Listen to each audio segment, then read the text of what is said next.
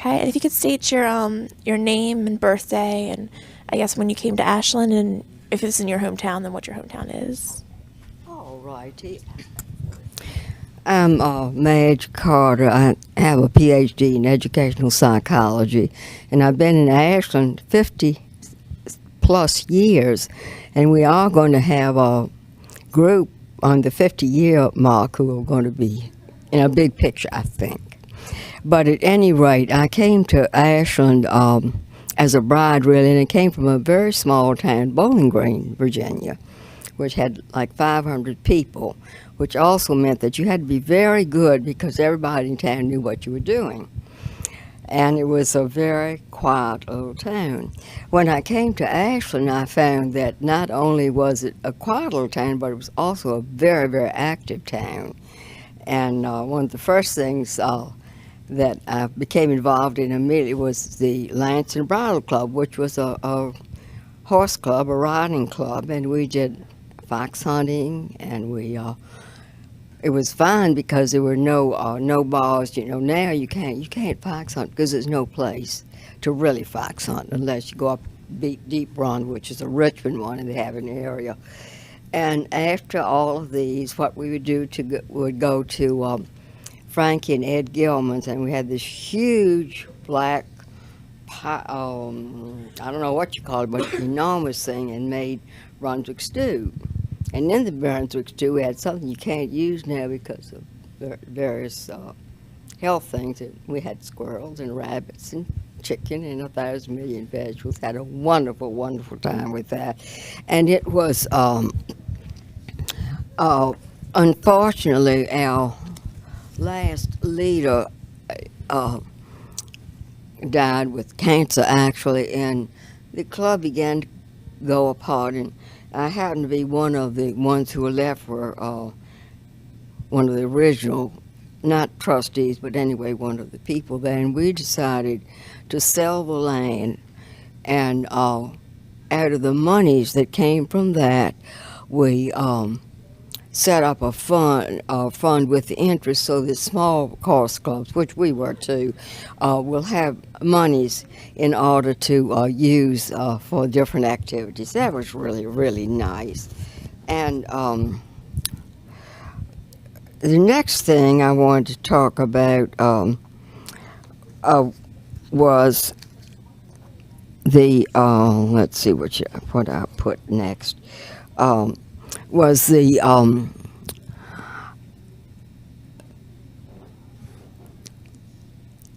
the War Memorial, and this was dedicated to the veterans of World War II, and it became an activity center for all kinds of things. We had the different schools would have fundraisers, and then the college had come out there several times. So we had just really some very nice things happen there. But the most notable thing was that Benny Goodman, whom you all may at least know of, he was a band leader, and on his way to New York to celebrate New Year's Day, and made beaucoup money with it. But he stopped in Ashland. They had, of course, their train that hitched to the other trains, and he played for us for one night, and we were absolutely in seventh heaven. And anything you wanted to have played, he played. And the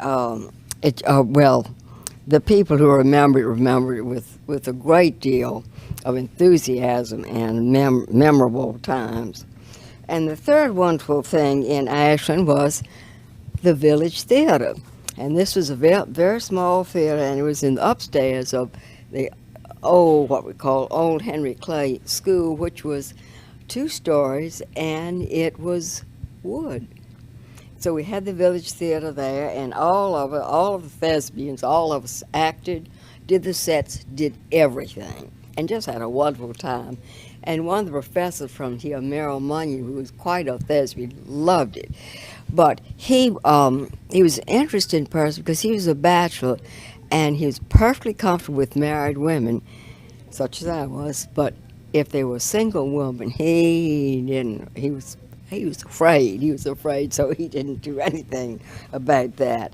Well, I think we were about 4 or 5 years, and one of the plays I remember, one of the best ones we did was called Night Must Fall. And I guess it was about 8 years. So what we did, we had bought seats, and the Barksdale Theater, the original Barksdale Theater, needed seating, so we gave them all their seats. And and of course then we went there to everything that they had. Okay. And one of the other things that I thought was very, very interesting was there were some of the women who were fairly good artists. They really were pretty good. And what they did was they made, I guess you'd call it a scenic panorama of Ashland, and all of our houses that, the old houses anyway, were in there, and it's now in the town hall. And it was just lots of fun with those people to go on and see what was there and point out their house. And then they had people walking down the street, but who knew what person it was? We didn't know. And the other thing I wanted to emphasize is the wonderful relationship we have with Randolph-Macon. They, and you all really have allowed us to use the auditoriums for so many of the things that are done here. And one of the other things is that on Sundays, if you want to see somebody, you might go over to the dining room because people go there from church. And they just really, really are wonderful.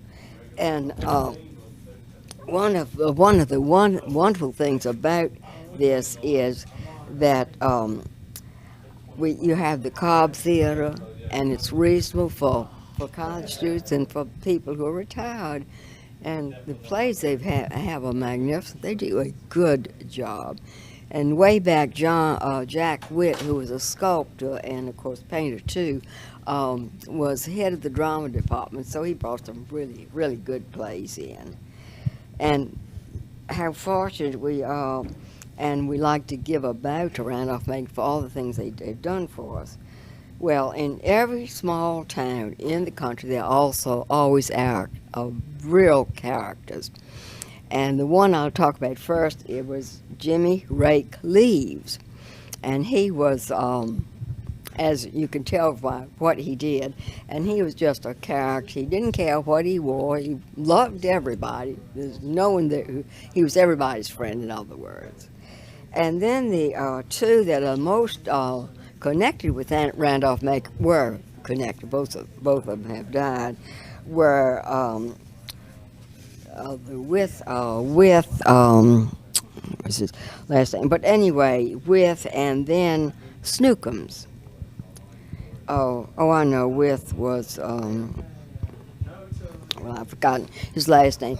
But anyway, they never missed a Randolph-Macon game, and they would be right there in the front, and they'd say, "Ho, Jackets go! Ho, Jackets go!" And I can hear them now because they weren't quiet in what they said.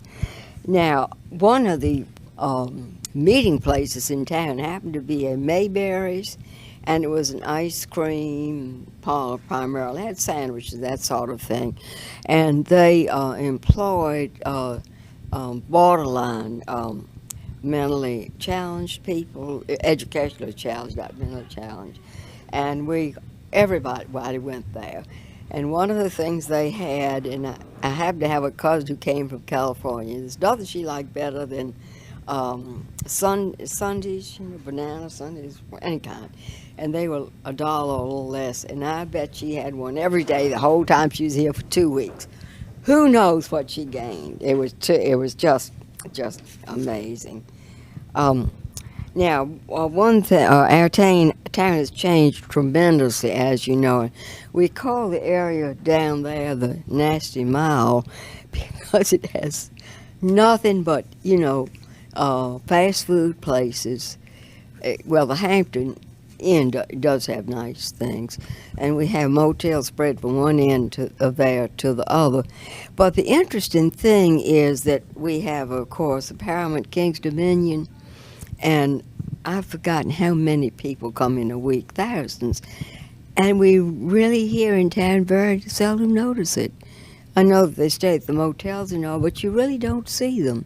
And I think that is fascinating, really, that you just don't see them around. And of course, any kind of food that you want, you can get. But the nicer places are in town on Railroad Avenue. They changed to Center Street, and I said, too bad. I still call it Railroad Avenue, and I'm going to keep on. And we have 4 very, very nice restaurants. And then we have one on number 1, which is, of course, the pig, the spunky pig, and people love that. And I think that the what's happened with that little town, even though it's more people coming in there. I'm on the other side of the railroad track, and there are no houses for sale there. If anyone leaves, they let everyone know that they're leaving, and we approve the people that buy it and move in. So we have really nice little, I don't know, it's very secluded area. And the last thing I wanted to say, though we have grown enormously, and there is a desire now for more industry, because that's what puts money into the town, and actually into the county too, but into the town, and we are in the process of trying to get some more varied types of things. We have the restaurant, we have one very nice clothing store, and we have all the little craft shops.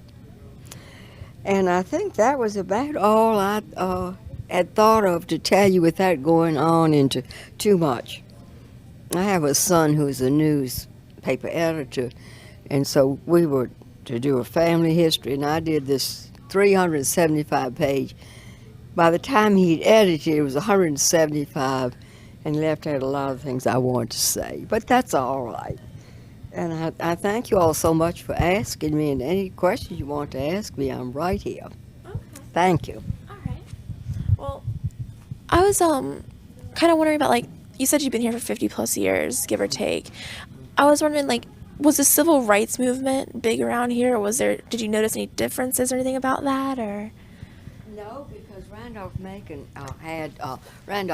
had football, black football players, and a number of, so we didn't have that at all. The biggest thing that happened wasn't the black, you know what it was? Yes, admission to girls, and I was working at the time on my doctorate, and they said, yeah, we just want you to write papers about the reaction of Randolph-Macon itself and the town. So I just breezed through a lot of the thing before I did my final dissertation. But we in the town itself, the relationship between the black and white has always been good. We've never had any demonstrations, anything like that, and all of us have been on committees or things of that type. Like I'm very active in the Mental Health Commission. We've had black people always on any of the things of that type.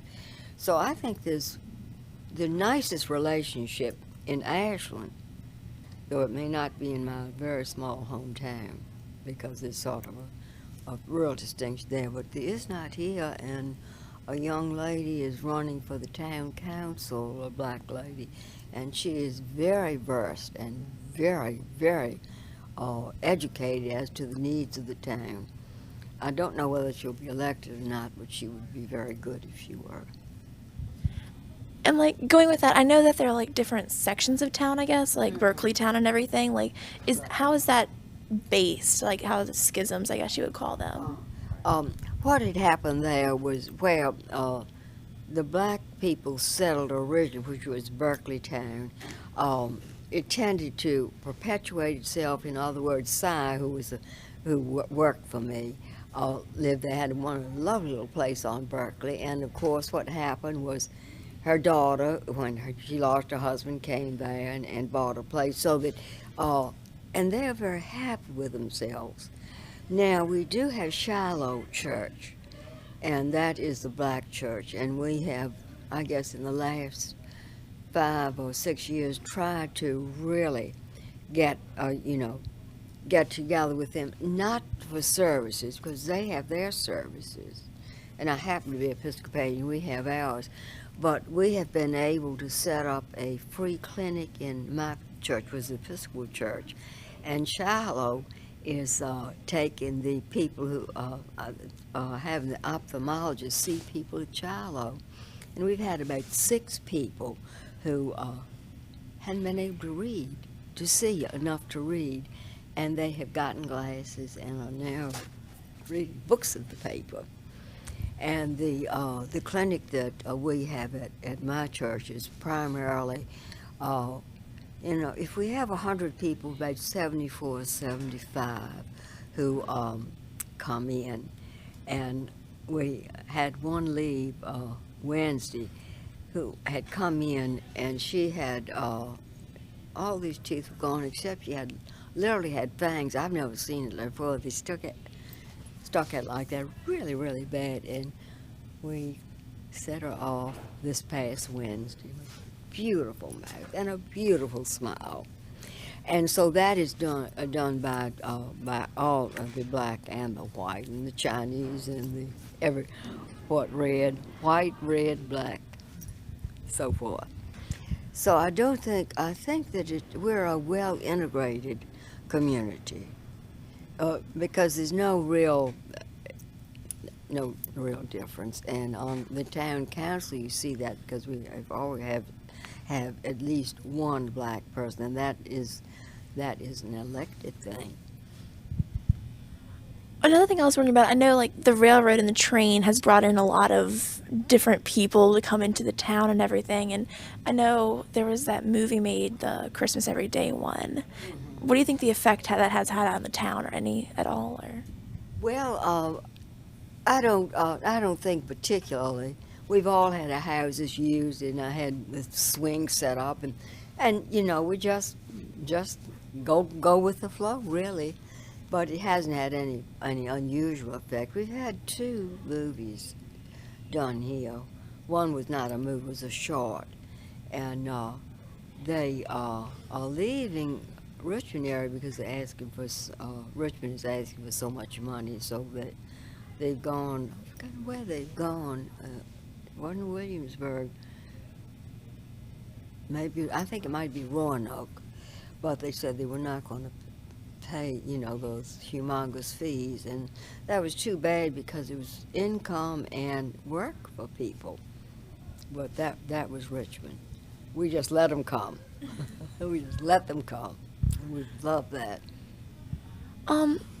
Also, like with Ashland being right off of 95, like obviously a big interstate, are you surprised it hasn't grown more, or are you surprised it hasn't had more of an effect on the town? Well, we were very much concerned about that in the beginning, because so often hobos and tramps follow interstate or a railroad. But I have seen only one hobo, and I'll never forget it, because he was under one of the freight trains. Well, now they aren't made so that they can ride on them, but it was a Y, and that's where they put their head at the Y and then stretched out, and they were not a foot from the track itself on those things. And I've thought about their hearing so often, as to what it must have done to them. But an interesting thing about that, and this goes into some of my training, is that large numbers of those, and I can't give you a percent because I don't know, but were paranoid, and they felt like someone was after them, chasing them. And that's one of the reasons you saw them, moving on. Now, it's really been an eye-opener, because we thought we would have very undesirable people coming in. But we have not had that much trouble. The crimes that have been committed have been really by the local residents, not by somebody coming in. We've had robberies, and those have been the local residents. They have not been people that have come off. And people ride by, I can think of 4 families that rode on the train. They were on their way to Florida somewhere, and they just loved the town, and they come back and they live here now. So it's interesting to see how all of these things go. It really is. Well, speaking about like why people come here, why exactly did you choose Ashland when you moved from your hometown? All right, I married an Ashland boy who'd been here all his life, and all of his family, and all that kind of thing. And I was a med tech before I went into education, and I was in Richmond, and I stayed with the doctor and his wife for whom I worked after I got my training. And I didn't like the city. I really didn't. And I had a good time there, and it's wonderful to be able to go to the museum, blah, blah, blah. But that's just 20 minutes from here, 20, 30 minutes. So I'm really a small town person. I'm not a city person at all. And I just was so glad to be in a small town. I drove into Richmond every day to work because there wasn't any real call for trained med techs here. And we did, all of everything that a med tech does. And there was really no reason to have one here, do a blood count, do a blood pressure check. So anyway, until I went into education, I stayed in Richmond working. But then I was walking down the street, and the then superintendent of school said, "Madge, you come on work for us. You'd be a good teacher." And that's how I started. So I had already started my master's, but then I just went off. Okay. And I know there was a big fight to not let Walmart come. What was your opinion on that whole? Well, I will tell you exactly. I hated it. I just didn't want to see the big box come. And I fought it, and I paid a lawyer with a lot of people in town. And I still don't notice the effect that I thought I would. But they have very, very strict security. And when store closes, no one is allowed to loiter there. And they have the usual, people that steal from the store, but I don't think it's a great number.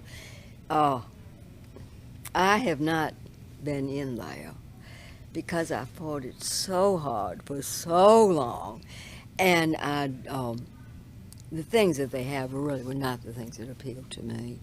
I did send my son in, though, after a member of the garden club, and they had this oasis, which was they had the flower preservative in it.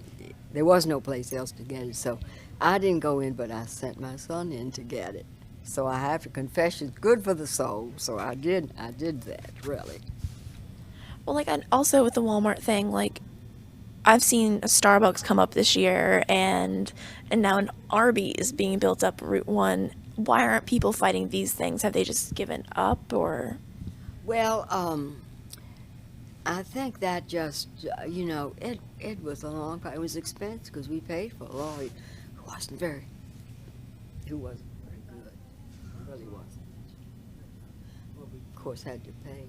Yeah. So that I think now what's happened is that it costs so much more to fight it than it's worth. And I think eventually, and with the economy as it is, Arby's and one other joining now. I can't remember what the other one was. There are two, somebody's buying Arby's or Arby's buying somebody, one of the fast foods, which makes you realize that probably they aren't doing as well as they thought they would. I'm surprised that with the number that we have, that they do as well as they do, very honestly. But they do get a lot of the McDonald's, which is right off of number 1, and that's something called Kettle something, I've forgotten. They get a tremendous amount of traffic because they just is on and off kind of a thing. But the people are so nice, and I will say that the manager of Walmart has just done countless things for the town, as has Randolph-Macon. They really have. They've been wonderful. They really have. All right. And I guess one thing I have to ask about is like the Strawberry Fair and everything, the history there, and any good stories. Right. Well, I've been in the Strawberry Fair from the beginning, and I've always had the mental health booth, and ours is just for PR, public relations, for people to know where they can go if they have a need. And so I've been in it since it began. And I happen to be on the board of two of the daycare centers here, president of one, so that I also have those. And we've done anything from the strawberry shortcake. That's the thing that's really made the money. And then I think Kitty Kingdom did a strawberry lemonade, which my mother used to make. And I've never forgotten that because it turns this beautiful pink and it sounds really good, and it is. And people are just participate beautifully from all around. And I'm just hoping we don't have a rainy day. Last year it rained during the night, and my tent blew down all the way down the thing. And one of our members' wife, husband she talked to him. She said, "I don't know what Madge is going to do." And he went and got that tent and put it back up. And I didn't know till he told me later that he had done that. So it's just a wonderful community thing. And, you know, we have anything. Their crafts, their beautiful clothes that are made, jumpers. I want to get a jumper this year. And then the food, of course, that's what draws people, food. And about 6 groups from Richmond. We have the Italian sausage group, and then we have the local Hanover County churches will bring baked goods, which is by 11 o'clock it's all gone. It goes like mad, it really does. And they try to use the strawberry theme and have strawberry shortcakes, strawberry cakes, strawberry cupcakes, you know, all that kind of thing. So about anything you want there, you can get. The only thing I can't find now are wooden toys. No, it takes so long, you know, to make them. It really does. So that's what I do look for. Are there any other traditions within Ashland that you've participated in, like annually, Christmas, or anything big like that? Yeah, we have, I left that out. Yes, we have a Christmas parade every year. And, well, the Shriners come with those cars, and then we have all the merchants, and we have floats, and we have Santa Claus, and lots of horses now. You see more horses than you used to. And then our other parade is the 4th of July, and everybody in town can enter. And I usually represent mental health in a 1935 truck. Can't believe it. So everybody can enter, and everybody does too. And Christmas, what I do, I've done historically. I've found these wonderful glasses. So it's just great. It's red, white, and blue glasses and that kind of thing. And so I use that for the 4th of July parade. And I take candy and have a godchild and her brother, and they will come and pass the candy out. But we have a wonderful time with our parades, and everybody's just as excited. You know, you think after a while they get bored. No, indeed. Everybody's there. And you see people that you don't see from one year to the next, and have absolutely beautiful horses. Beautiful horses. And there was one lady that brings a couple of her llamas. So we just have a great variety. Anything you can name, we probably have had in one of those parades anyway. So we love our parades. We really do. We really do. And I know there was, above Ashland, I believe there was a horse track, or Ash Cake, I mean, somewhere up there. Do you know? We used to, yeah, we had, we call them the Camptown races. And it was just wonderful. And the thing that really ruined it for us was one of the jockeys fell off of his horse, and he wasn't particularly injured, but he sued for over $1 million and got it. And that just really from then on, we just made it so it is no more. But it was, and college students loved it, and they came in for us. And now, I'm a horse woman, so I watch the horses, but a lot of people just party. They figure it's a big, big party. And it is too, and that's good. That was so fun.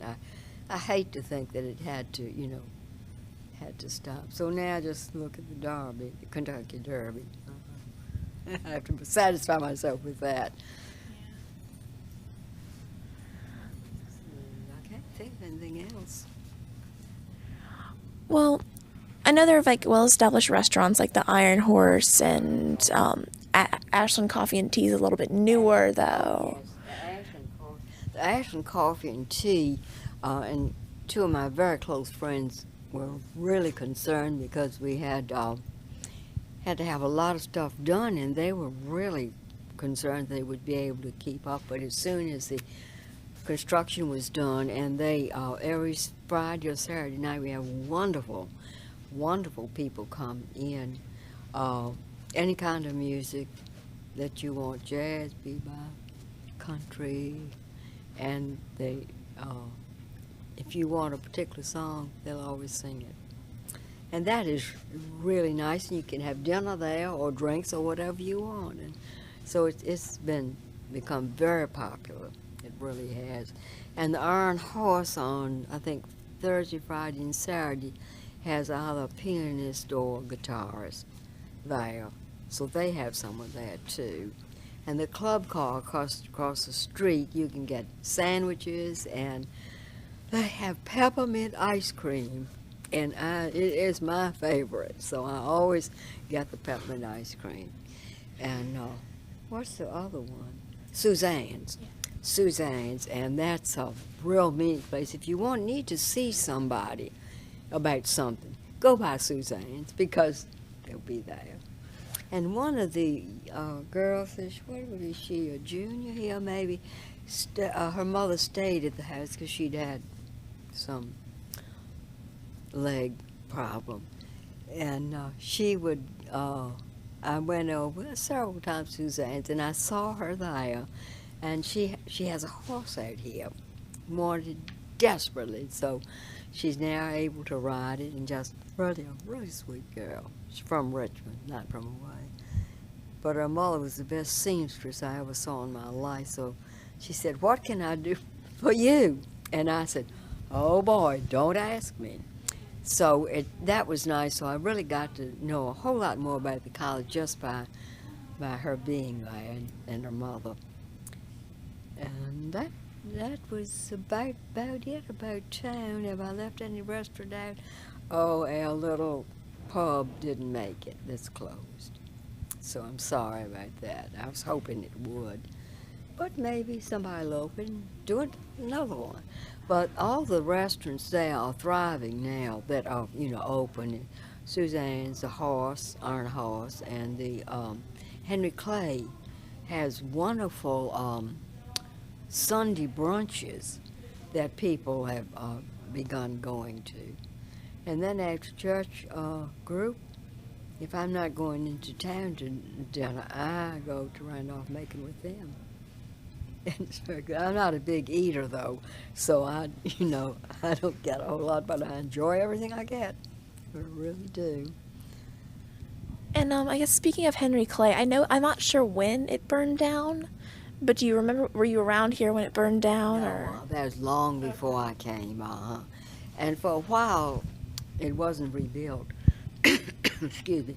And when they rebuilt it, the only thing that was different, my husband's mother was living at the time that happened. In fact, they were 10 minutes out. We had a big farm, a dairy farm in '95, took care of that. But anyway, they came into Ashland from that 10 minutes out in the country to winter. That's the truth. And not only they, but numbers of people came to the Henry Clay Inn and wintered. They came in around November and stayed till March. And of course, the people, and I tell people, said, "What? But they really did, a great group of them, and two of them happened to be in the House of Representatives, which my father-in-law was, and they caught the late train. They all took the train or the trolley, but usually the train had a little section they could play poker or cards or whatever they wanted on their way, but they took the late one. They took the 9:30 to get into Richmond by 10. And we'd like to have that back, really. But we're going to be lucky, and we're very, very concerned about the fact that it looks like we may lose the stop here. And also at Staples Mill, those two, and then you go all the way down to Main Street, that station is beautiful. It really is. I've taken that to go skiing, and you just go right on up there. So whatever happens, I hope will, be for the best for everybody. And I guess that's about all the questions I have. If there's anything else you want to say? Or? I can't think of anything else, but, well, thank you for asking me. I enjoyed thinking about the things and checking on some of the things, because I wanted to be sure I was saying the right thing, that I hadn't, misplaced information. But I think it's pretty good. And you can just have that thing. Okay. See, you can, because if you want to go back over anything. Okay, well, thank you very much. Oh, you were so welcome. I enjoyed doing it.